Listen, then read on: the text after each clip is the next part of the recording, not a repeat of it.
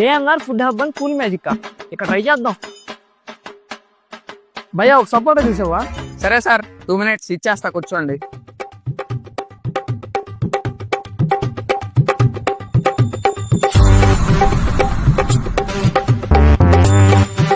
మొత్తం 60 అయింది. 60 రూపీస్ కదా, ఇక 59 రూపీస్,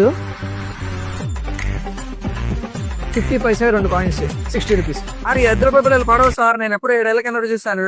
ఏంటి ₹10 బిల్లలు పడట్లేదా?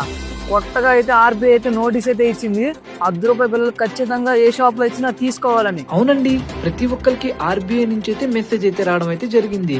వీలైతే క్లియర్ గా మెన్షన్ చేశారు 50 పైసా కాయిన్ అయితే చెల్లుతుందని చెప్పేసి. ₹10 ఈ పాతన్నాను, ఇప్పుడు చెల్లదు ఇంకా. చెల్లుతాయి.